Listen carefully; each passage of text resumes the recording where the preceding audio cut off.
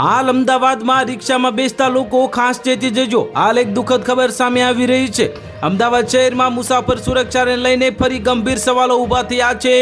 શહેરના હાટકેશ્વર વિસ્તારમાં એક મહિલાને રિક્ષામાં પેસેન્જર તરીકે બેસાડ્યા બાદ આયોજનબદ્ધ રીતે લૂંટનો શિકાર બનાવવાની ચોંકાવનારી ઘટના સામે આવી છે। લૂંટારાઓને મહિલાને ધમકાવી માર મારી અને જાનથી મારી નાખવાની ધમકી આપીને આશરે 4.10 લાખની કિંમતના સોનાના દાગીના લૂંટી લીધા હોવાનું પોલીસ ફરિયાદમાં સામે આવ્યું છે। આ ઘટના બાદ શહેરમાં વર્ષો પહેલા સક્રિય રહેલી રિક્ષા ગેંગ ફરીથી કાર્યરત થઈ હોવાની ચર્ચા શરૂ થઈ ગઈ છે। ખાસ કરીને એકલી મુસાફરી કરતી મહિલાઓને નિશાન બનાવીને ગુનાઓ આચરતી આ ટોળકીઓ સામે અગાઉ પણ પોલીસ કાર્યવાહી કરી ચૂકી છે।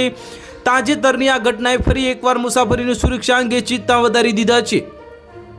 મળતી માહિતી અનુસાર હવે વસ્ત્રાલ વિસ્તારમાં રહેતી 38 વર્ષીય હિનાબેન દેપાણી પોતાના પિયર કેશોદથી એસટી બસ મારફતે અમદાવાદ આવી રહ્યા હતા અને 24 મેની સવારે તેઓ ગીતા મંદિર બસ સ્ટેન્ડ પર ઉતર્યા હતા અને તેમની ત્યાંથી હવે પોતાના ઘરે જવા માટે શેરિંગ રિક્ષામાં બેઠા હતા।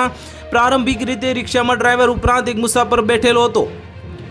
જો કે થોડું અંતર કાપ્યા બાદ રિક્ષા ચાલકે રસ્તામાંથી વધુ 2 પુરુષોને મુસાફર તરીકે બેસાડ્યા હતા। બાદમાં જાણવા મળ્યું કે આ તમામ વ્યક્તિઓ એક જ ગેંગના સભ્યો હોવાનું માનવામાં આવી રહ્યું છે। પોલીસે તપાસ મુજબ મહિલાને એકલી જોઈને અને તેમના શરીર પરના રહેલા સોનાના દાગીનાઓને ધ્યાનમાં રાખીને આરોપીઓ અગાઉથી યોજના ઘડી હોય તેવું સામે આવ્યું હતું। તો હાલ માટે આટલું જ। મળીશું નવી અપડેટ સાથે। જો તમને અમારા વિડીયો પસંદ આવતા હોય તો વિડીયોને લાઇક કરી દેજો, ચેનલને સબસ્ક્રાઇબ કરી બાજુમાં આવેલા બેલ આઇકનને દબાવી દો, જેથી તમને આવા સમાચારની અપડેટ મળતી રહે।